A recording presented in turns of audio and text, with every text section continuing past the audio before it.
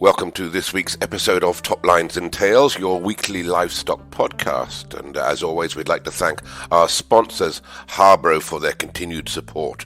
This week on the podcast, we have another character in livestock, and anybody that knows this gentleman, David Walker, you'll know he really is a character and a man that's been involved in a lot of things in agriculture and always been at the top of his game there. David, welcome to the podcast.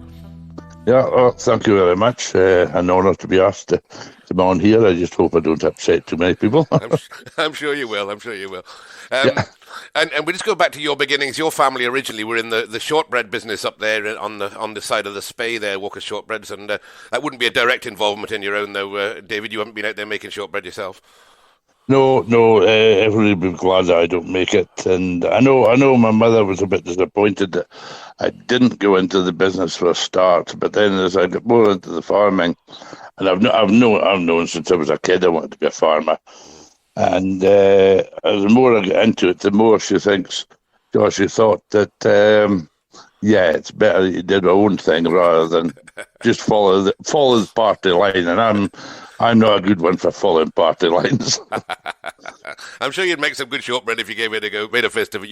You make a fist of most things, David. And you and I first met, I think, Grantown's show a long time ago when I was working with Richie Tagg. And you were a youngster then, just getting into the farming really. And Suffolk's would be your first go at a good go at farming, I guess. Was that before you moved into Corder, or my did you get Suffolk's? My first was Angus. Was Angus, was it? Okay. Yeah. I remember. Well, I started Angus herd in 1980. Okay. I purchased a heifer from Kinnermany herd, run by Rory Edwards at Kinnermany. It's owned by Sainsbury's. Of course, yeah. And that was introduction. And I said dabbled, played a wee bit in it for the first while, and it wasn't really to move to Galcantray here for about 35 years ago that. We started. Well, we had the scope, we had the land, and that, we bought a farm, and we had to fill it with something. Okay, and I'm right in thinking Galcantray is on the Corder Estate. Would that be right? That round about? No, we're Corder Estate are our poor neighbours, and it's only poor because they're my neighbour. No, we're right on the edge of it. There's very little farmland in Nairnshire has come up for sale since we bought this. I think we've been here about 35 years or 36 years. And it's less than 10 farms that have come up for sale, and one of those have been sold 3 times. Really? Okay. Because there is a lot of estates in Nairnshire and very little private owned. Because I know a solicitor was trying to buy some more land, and he says, I could get your land at half the price in Aberdeenshire. I says, yes, but I says, I'm not in Aberdeenshire. And it's just the lack of available land in Nairnshire, and I suppose in Vanessa it's a bit the same. It's just... Anybody that knows that part of the world, it is a beautiful part of the world. I had a house up there for a while, and will your land run down to the sea there? You've got a fantastic coast there along that Morrisshire coast. Yeah. No, we don't go down to sea. We're lowest of our land goes down to about 150 feet, and we'll get up to about 550. But the land rises from the sea up, and then it drops down again, and we're where it drops down again, and then goes back up. And supposing we're only at that, we're all LFA land because it's relatively steep, but it's good stock land. Okay, I was going to say a lot of people would associate potatoes from up at that corner of the world, but maybe just not where you are. Well, our neighbours grow potatoes all round about us, but we're just in the bit, and it's a bit steep, and we've a bit too much stone content for potatoes just where we are. Okay, but it's good stock land, as you said, and I mentioned earlier on that you went into the Suffolks, and when would that be that you got into the Suffolk sheep breed? Suffolk, so it must have been about 30 years ago. We got into them as well, and a friend of mine, Pat McCray, who was chief executive at Johnson Carmichael at the time, and it was kind of through him that we got involved. I remember going to the 5E dispersal at Sam Forests, and I was sitting next to him, we were buying my first sheep, and I was thinking, oh, I fancy this one, and Pat would say, oh, I fancy this one, I'll go buy it. And I thought, you can buy all of them. That's when it started, because nobody will ever catch me at a sale in the same place for more than about 5 minutes. Because I like just being on my own. If I'll go as far as I'm prepared to go on something, and if somebody else, but if you're sitting next to them and your friends, it gets a wee bit awkward at times. So that's maybe why I don't have many friends.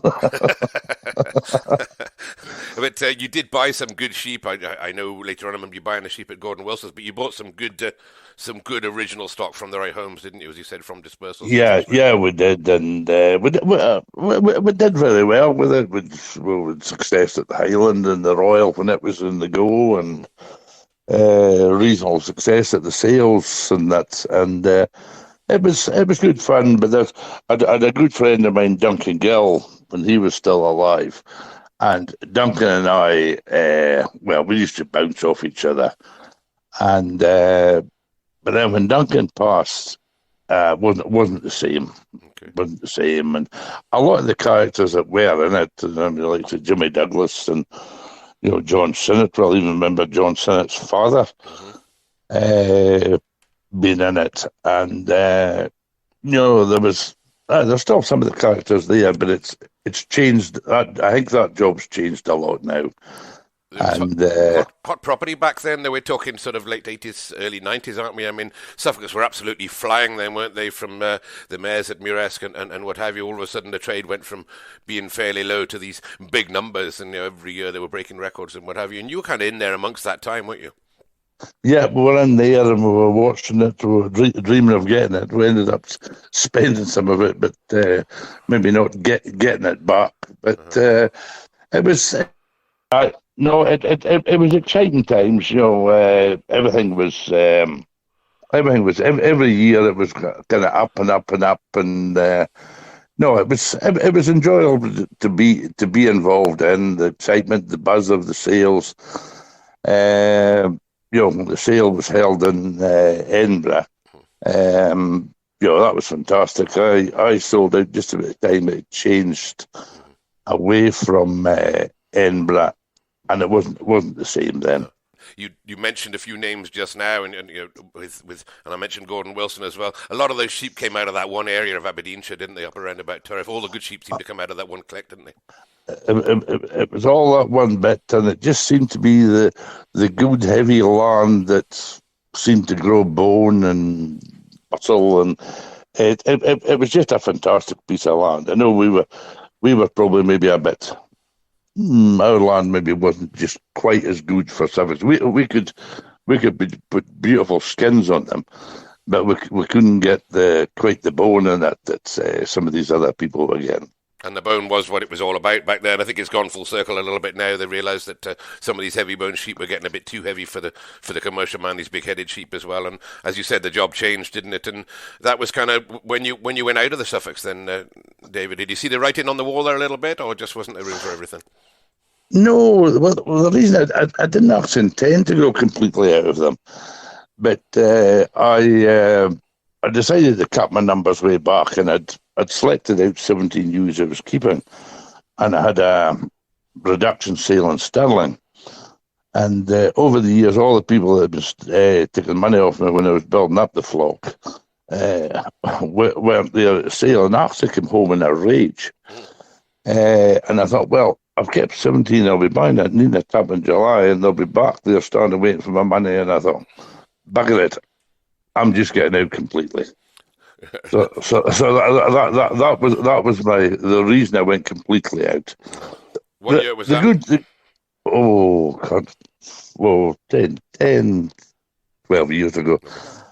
But saying that, I still have a hell of a lot of good friends in the Suffolk breed. One in particular is Jimmy Wilson. He was a character. He was a master stockman. See Jimmy from time to time at the various sales and that, and he's he can be critical, but he can be complimentary as well. Jimmy, a great man, as you said, a man I'd like to speak to on this podcast. Jimmy, if you're listening, you might get a phone call from me one of the days because you're a man a lot of people, he's a man a lot of people looked up to, just with his Suffolks and his Charolais as well, for that matter. So let's move on a bit, David, to the Angus. You said you started with Canomany, and of course they were a great herd going back into the 70s. You'd be picking up some early blood there, but then you went back in a little bit more with the modern type of Angus when you went back into it more wholeheartedly. Yeah, we did. The times were changing. And I remember when I was when we entered for a start, the bulls weren't really big, and the commercial men were all going for Charlies, limited Simmentals, and because when I came to Galcantray, I had a few Angus cows, and my neighbour at the time, I won't say who it was, but this certain gentleman said, "Oh, I'm a bloody idiot with Angus." He says, "I'll give you a Limousin bull to put in your cows." And needless to say, I never took him up on that offer. But they improved over the time. And I know that a lot of the Angus breeders took a lot of criticism for some of the stock that came from Canada. They were big, yes, they were plain. But the most important thing at the time was, they were bigger. And the Angus weren't generating money here. So it wasn't as if somebody said, "Well, I've sold a bull for 20,000, 30,000. I'll go and invest that in a good bull." The money wasn't being generated. And it wasn't till after a few years that some of the companies, I know Willie McLaren and Osmonds went together. And just a few people that weren't relying on just the cattle to generate the money went out there and took in one or two of the better bulls that, still stand up there today. Yeah, there certainly were. There was a migration almost, wasn't there, to Canada? Everybody was going there looking for another bull and another bull and another bull, and some of them worked and some of them didn't. David, as well, you all know. And you started with I've got a heifer that you bought from Herdcut, so that's an old name again there, and another one from the Moss. So I think you bought some good quality cows, but a little bit of Canadian breeding in those. Yeah. There was most of what I bought. I did buy. I can't remember. It was the Hopkins. They sold their sale. They were all traditional. We bought some of them, and there's still one or two of the descendants of that, but. It was basically we were up here among a lot of big commercial herds. I know your bloody Angus are too small. We're not getting the weights, so we had to basically sacrifice some of the quality to get the size. And then once you got the size in, you were able to then work away at the quality, getting that back in again. And I'll bring a name into this that most of the people listening to this in the Aberdeen Angus trade will know was a bull called Sunset Acres Bang, which I think was brought in by Jim Stobo originally. Would that be right? And you had him or had a share of him, and he was a big brute there, wasn't he, David? Yeah, he was actually bought. He was taken into the country by George Cormack, and sold to Jim Stobo and Elizabeth Bain Jordan, and. I remember speaking to cattlemen at the sale and bull sales, and they said, we're thinking we're going to show the bull this summer, and once we finish showing him, we're going to sell him." And I just thought, and I just give him an offer there and then, and they says, a lot of people have said, give us first chance of him. But nobody's actually put down a hard and fast price. And they phoned me up about a week later and said, "I've passed on what you've said. When we're finished showing him, the bull's yours." Okay. And I can honestly say he was a decent price, but he wasn't astronomical.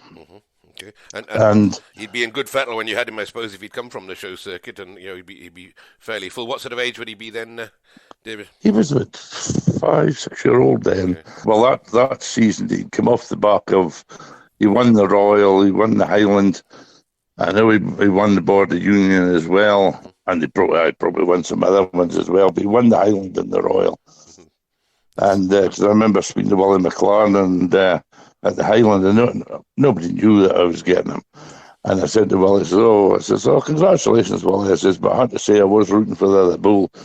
I says, "Because when this shows I finish, he's mine." He says, "Ah." But I will say there was about 4 or 5 years after his offspring came into the herd that my entire show team came out of his daughters. Yeah, he bred females, didn't he? I think he bred females before he got to you, but certainly with yourself there, he did breed some decent females, didn't he? Oh yeah, he put power and size into them, and he also put a lot of milk into them as well. Okay. And it just transformed our herds at that point. He produced some decent bulls as well, because we had a reserve champion at the Highland Show with a son of his, Galcantray, Mr. Jolty. So he did produce bulls as well, but females were his outstanding thing. You sold a bull off him out of the Jewel Erica line, and maybe we'll talk about the Jewel Erica in a second, but you sold a bull out of the Jewel Erica line to Victor Wallace, I believe, in Northern Ireland for a good price as well. Yeah, I remember that bull. He was 6,000. He was third top of the sale at the time. It just shows you how times have changed. You're getting 6,000 now. You're thinking, oh, well, that was okay. But back in those days, it was 6,000 for an Angus was fantastic. The females will make it a bit more trade though. When you bought an Netherton Pam, obviously from Willie McLaren, we're talking about there, that she went on and bred probably one of the top price bulls for a while. Galcantray Predator and sold for 18,000. He was champion at Perth. A big feather in your cap for that one. Yeah, no, that was a good one. And the enjoyable thing about it was, I didn't actually pick the cow I was going to buy. I went in and actually picked the best calf. Okay. And I thought, where's his mother? And I thought, well, it's just a cow.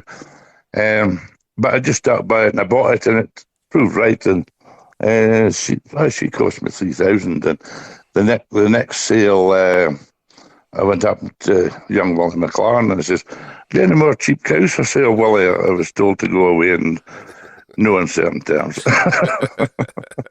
Oh, well, you certainly. I mean, Willie would be proud of the fact, and I'm sure he'd be crying from the rooftops that he did produce, that the cow did produce Predator, and as I said, 18,000 to Grampian Country Foods, and he'd be the dearest bull for nigh on 30 years, I would think. Back in the 60s, really.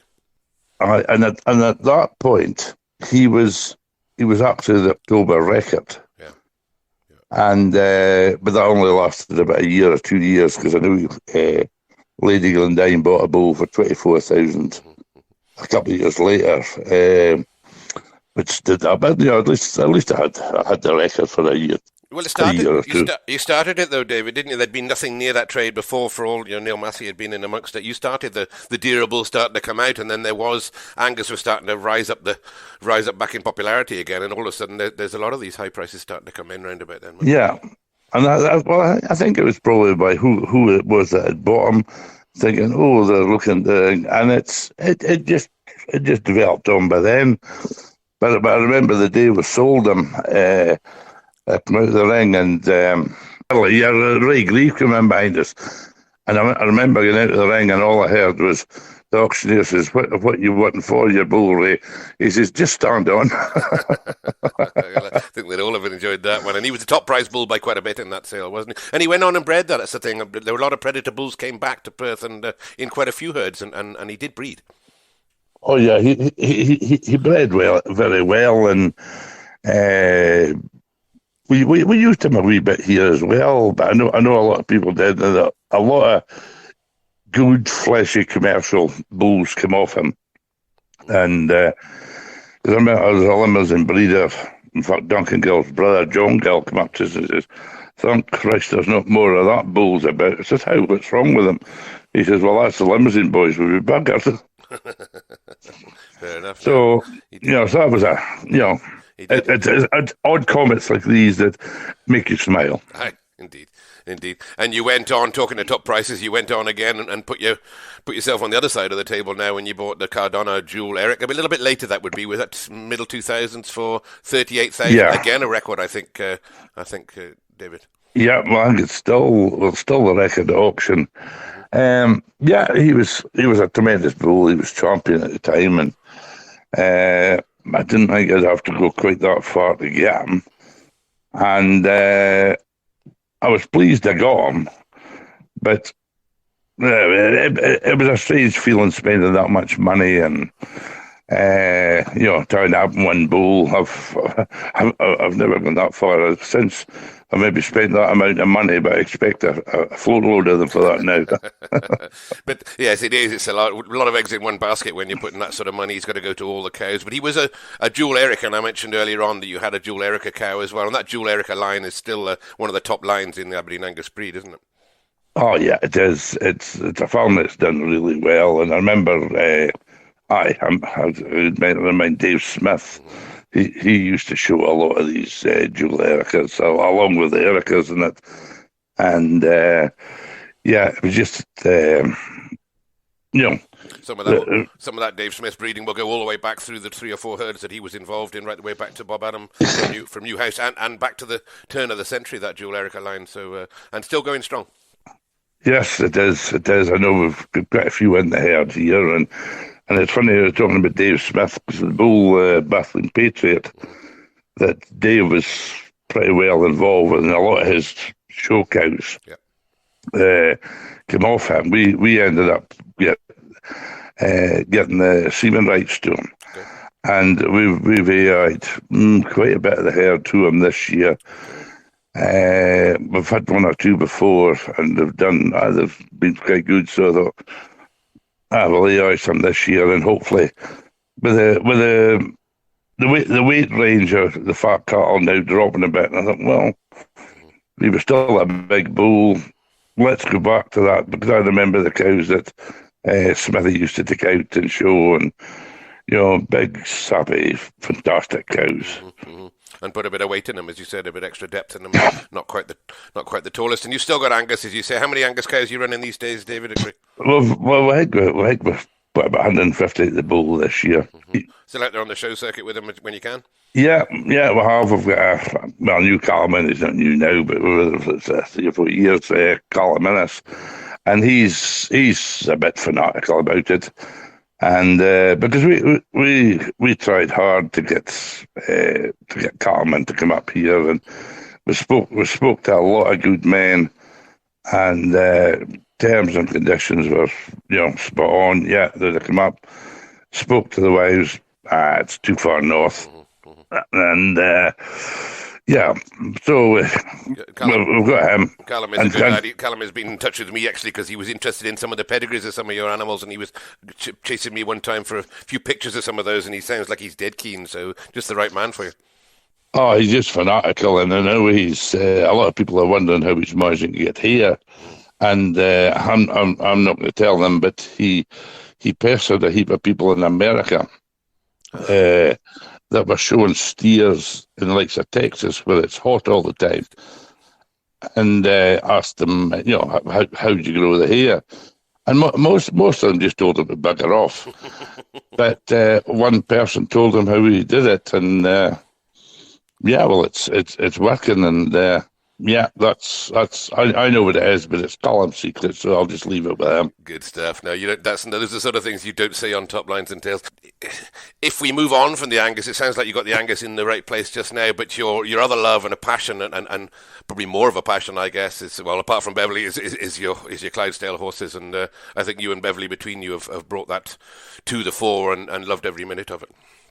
Yeah, well, I'll say the attraction to them actually started the same year as I started the Angus. It was a Highland show in 1980, and I was down with Canermony, and it was a Sunday afternoon, sitting in the grass waiting for everybody to go home so we could get home, and you would hear the sixes come along on the Sunday afternoon. They would come along past where the new cattle shed is now, and up past the old cattle sheds, and it was a clank of the chains and the hoofs and just all the noise that went with it.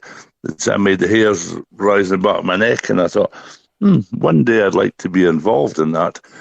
Not actually realising how actually involved we would get. But it's a formidable sight. Those people that have been to the Highland Show will all concur here when they shut the railings off both sides, and then, as you said, you start hearing them clattering through, and 20 or 30 of these massive drays with these animals on there. It is a spectacular sight, so I can see why it turned your head there, and as you said, you just went forward with that. Yeah, and then it was, we just on 20 years now since we started in them.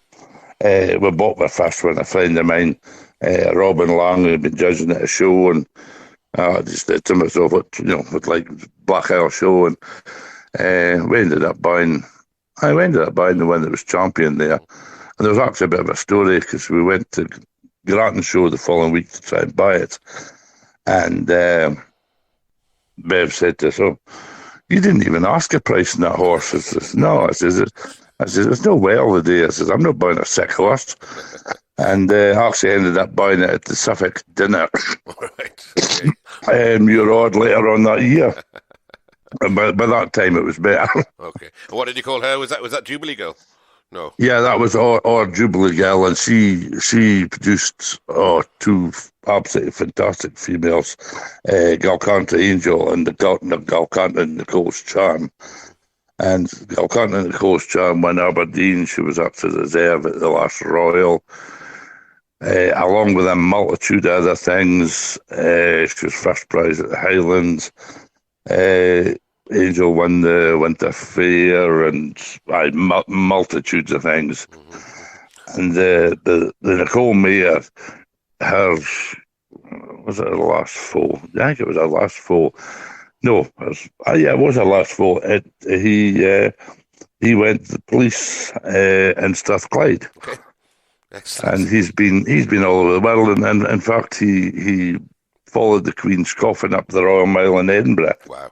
Okay. Which was quite a boost for us that something we'd produced as so predominant as that. Brilliant.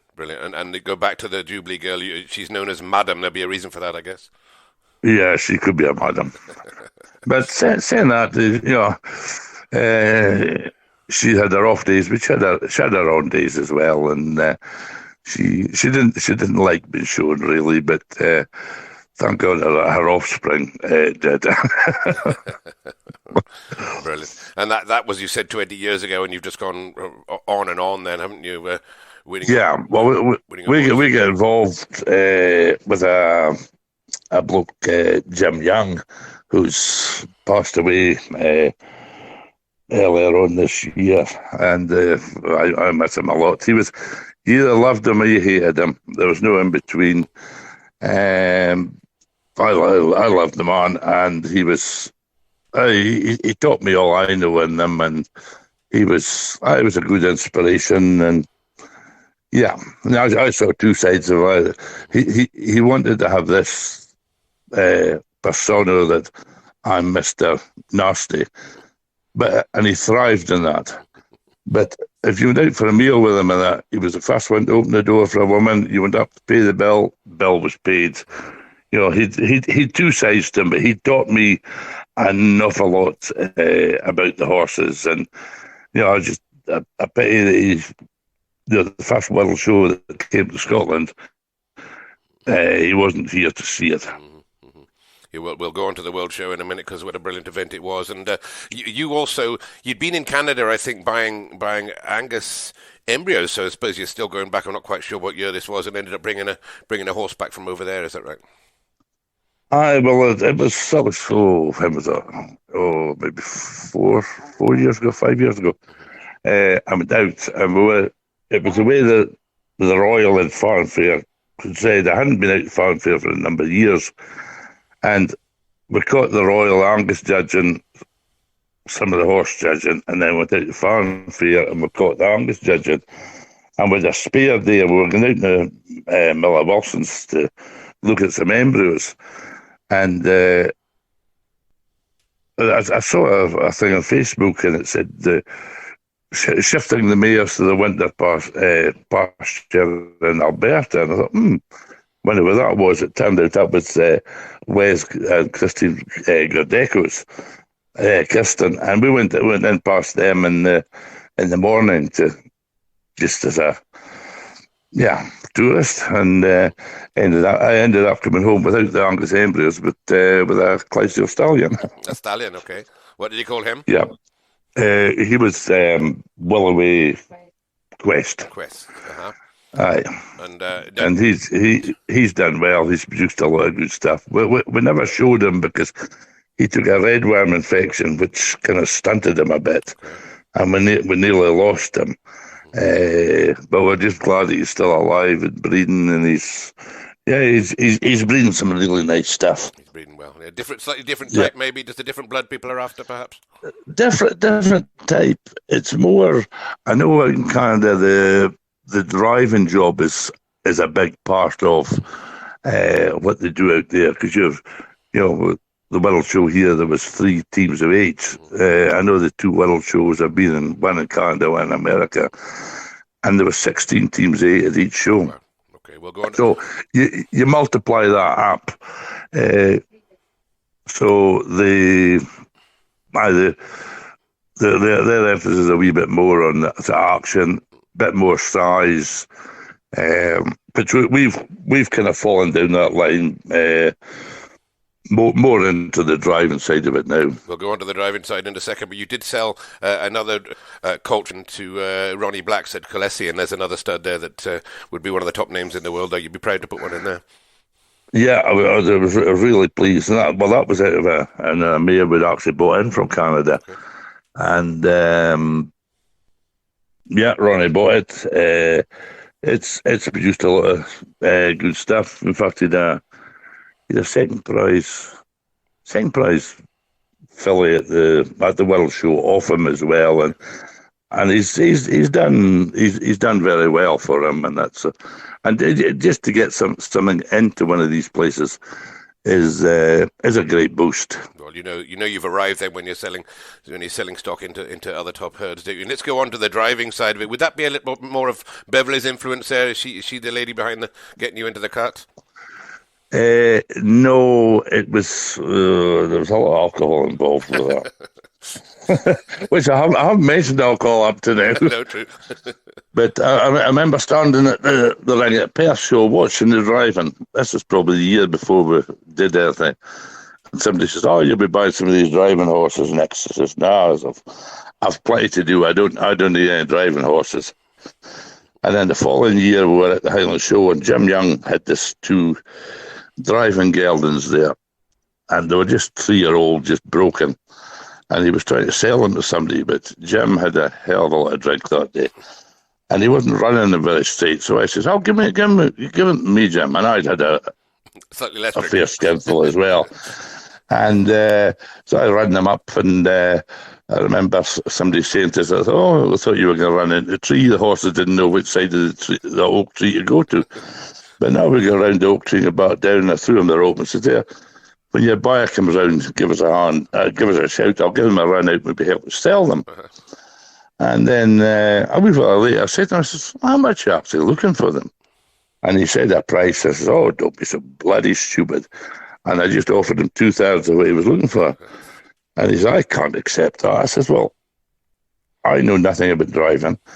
I says, "Just look how much you'll make out of us, helping us and whatnot, and training the horses up more, training me up, and that." And he just looked at me, shook my hand, and says, "Deal's done." And that was probably a year or 2 earlier than I'd anticipated, and with some eventful outings with these horses, but and you actually brought a cart. Did you buy the cart with that pair of horses as well, or did you have one, or did you make one, or where did it come from? No, I bought that belonged to the tenants, and they said they were selling it, and it looked pretty good, till I put it down to wheelwright at Cooper, he just actually died there about 2 or 3 weeks ago, Ian Grant, and he took a look and he says, "Your hubs are fine, but the rest knackered." So after a few £1,000, and we ended up with a new top on it, and I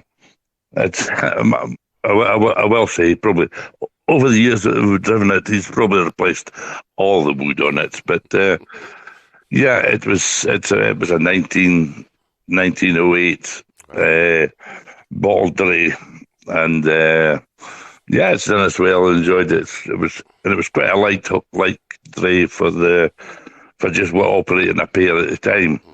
I read somewhere that you brought a cart in from ship one in from Canada. Is that right? No, I didn't actually. I bought an American cart, but I bought it from Paul and Walt Bedford down in Yorkshire. They'd had it and they'd run it for a few years, and we bought it, and then the pandemic hit, and we eventually found somebody that was prepared to take it on and paint it, and we actually modelled it on a hitch that I saw in Canada and fell in love with, was the High Point outfit, and I think it's owned by Brent Fielding. And their driver is just fantastic, bloke Freeman Yoder, and I just thought that, that's what I want my new hitch to look like. Okay. And I think we've tried pretty hard to get it like that, and yeah. We'll go on just to the World Show in a second, because as you said, you had a fantastic success. But one thing I just wanted to clarify, the Calder Cup at the Highland, is that anything to do with you, or is it just coincidence that it's from Calder? No, it's just I don't know where the Calder bit came from. Okay. But the Calder Cup at the Highland, that's for the females of the breed. Okay. And a Clydesdale can only win that once. Okay. And you can be reserve champion or not even in the championships, as long as all the other ones that's beaten you have already won a Calder Cup. It goes down to get that, but it's usually champion or reserve champion. And then the Stallion Show held in March, that's where they present the Calder Cup for the males. Okay, all right. Have you had that in your hands, David? Not yet. We keep hoping. I remember Jim Young used to say about with Angel Mayer, says that's the best horse kicking about that hasn't won the Calder Cup. And it's eluded us, but that's it's something to aim for. Interesting concept, isn't it? That you can only win it once. You can turn up, but I suppose it'd be interesting in the cattle world anyway, that you turn up and the one that's won it last week doesn't get a shot at it the following week. I think that's actually quite a good idea. Yeah. And I know that Jennifer Mayer, that Ronnie Block won the Highland with this year, she didn't get the Calder Cup because she's had it a few years ago, and it went to somebody else. So it's.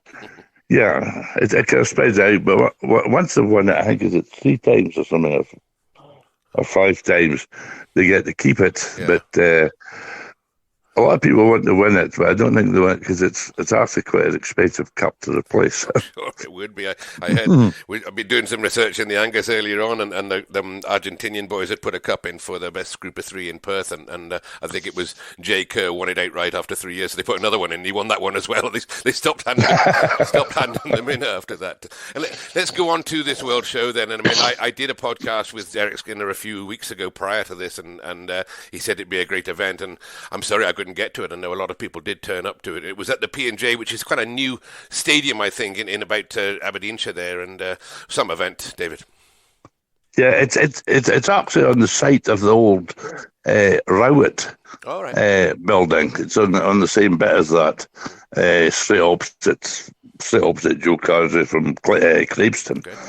And I remember being at the last World Show in America in Madison, and the Scots from some of the Scots party got up and announced we're having a World Show in 2022. And I'd say there was a lot of people sceptical. I was one of them.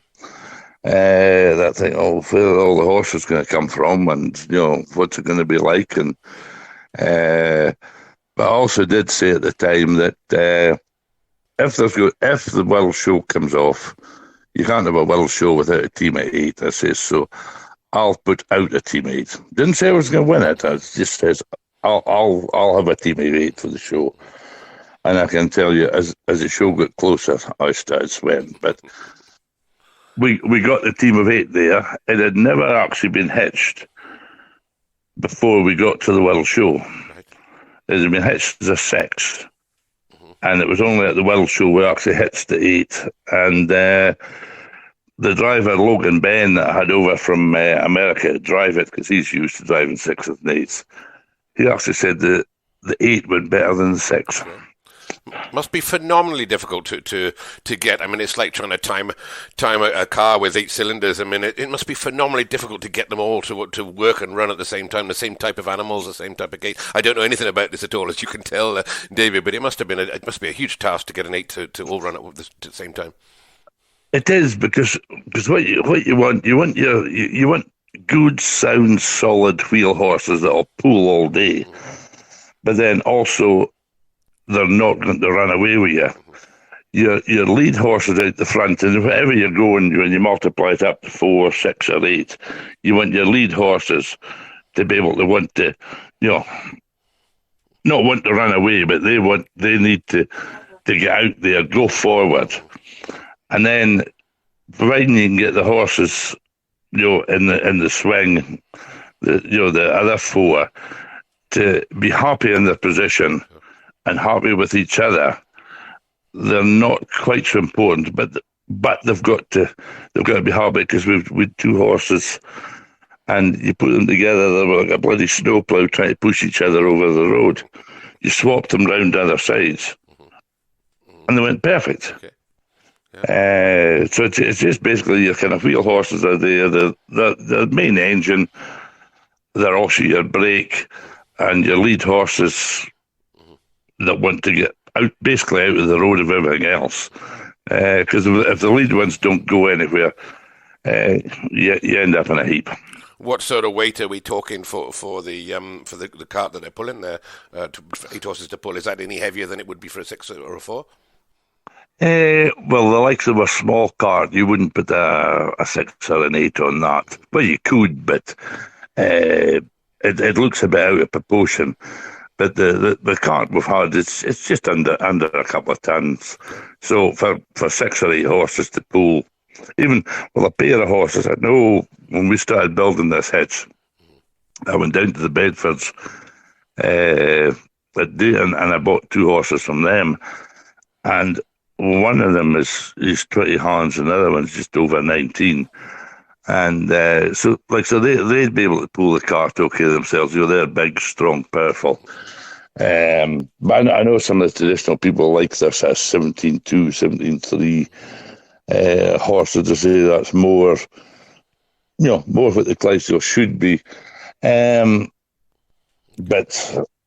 yeah, I started off with big ones, then it made things difficult because the rest of them would be big as well. Yeah, sure. That's good. Matching them all up, you're right. And I said that with the 8, but it wasn't just the 8. I mean, you went on, I think the 8 was at the end of the show, but the show went on for, was it 2 or 3 days? I don't know how many horses or how many people were there for that matter, but it was on for 4 days.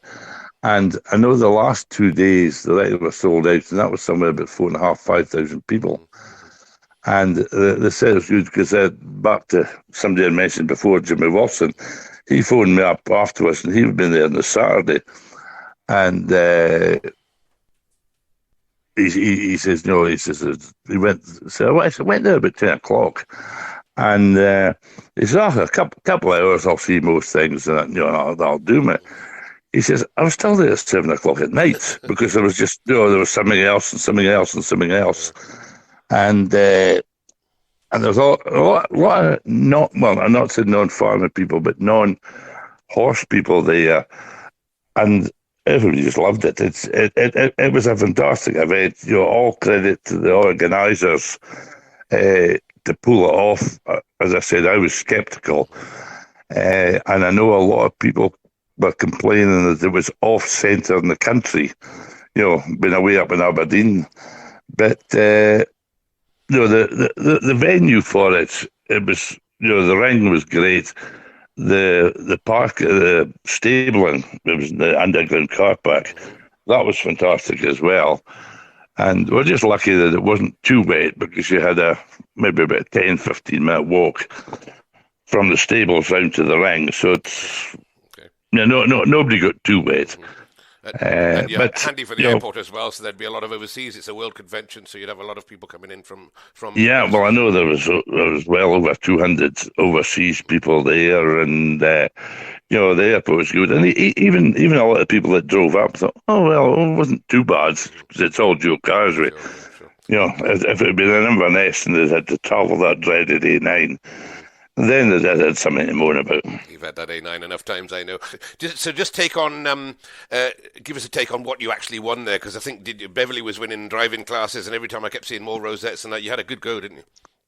Yeah, with a tremendous go. Well, with two in-hand horses there, and we were second prize 4-year-old mare, which actually was, well, we'll get a world championship. It's reserve world champion, 4-year-old, and then with the stallion, he was reserve champion, 5 to 9-year-old, and then no, he was fastest class. He was champion. Then Beverly went out in the ladies' cart, and that was a class of 17, and she was second in that. She was reserve world champion with a single cart. Okay. I took the pairs out at anybody that knows I had a hiccup at the Highland Show, and I was just feeling my strength a bit. I'm just not back up to full fitness, so I just took that nice and easy. I didn't win anything, and that, and then we went out with the fours, who were second in that. The reserve world champion again. Thought we could have maybe won it, but we didn't. And then we went out with the 6, we got world champion with that. We went out with the unicorn, world champion that. And then we went out with the 8s. That was just the pinnacle of winning that class. Was just, it was just out of this world. To have pulled off getting a team of 8 together and getting them, because we were saying in the Clydesdale driving world, if you can get into the ring and out of the ring, and you don't need a vet or a joiner, you've had a successful day. And to come out of there with that red ribbon and the world championship was that's what dreams were made of. Well, it was a dream, David, as you mentioned earlier on. But seeing the animals in the 1980s, and you dream big, and you've dreamt big with everything that you've done, and been very successul. Well, that's been a colossal result this year. Is that you going to retire now? Is that you won all you're going to win, or are you off to Canada showing the next ones? No, I don't know. Well, there's a world show there next year, and some idiot is booked to do a demonstration at Dornick Show in the middle of this world show in Canada. So we won't be going there, but we're planning trips out to Canada, and then there'll be another one in 3 years' time, and then they're talking about back to Aberdeen in 2027. So, okay. No, I'm certainly not retiring. Not retiring, and not retiring from the cattle scene either. So I guess you'll be still be turning up at the Highland Show again with some of those. Yeah, it's cattle and the horses. They're kind of blood. A number of times I threaten to sell up the cattle, but then I think about all the years that's gone into building the herd. I think, well, if I was to sell up, that would be gone, and I'd never have that again. So I think, nah, I'm stuck with them. You can't build a herd in 5 minutes, can you? And you can't build a stud in 5 minutes. And as I said, you've done both of those over a long period and hit the pinnacle with it. And a credit to you, David. And as I said, always a character about at the shows there, and we always enjoy a dram, as you said at the Highland this show. Yes, yeah. Went a bit wrong, but no, it's been an absolute pleasure to speak to you. And I can hear Bev there in the background. And congratulations to you too, Bev, because I'm sure you're a lot of the driving force behind this man that wins gets his name on all these prizes. So congratulations to the pair of you on that one. Yeah, well, thank you very much. And as I say, well, Bev is very much, she's not part of the team. We are the team. You are the team. Well, you're a great team and a dream team, and superb to speak to you, David. Thank you very much for taking the time to talk to us on Top Lines and Tails, and we'll catch up with you soon. Yeah, no, but we'll look forward to seeing you all at the shows and sales over the coming years. Cheers, David. Thank you for listening to this week's podcast. As always, we'd like to thank our sponsors, Harborough, for their continued support of the Top Lines and Tails podcast. And please go and have a visit of Harborough's website, or get in touch with your local Harborough rep as we now go into winter for all your feed requirements and dietary requirements and no obligation assessments.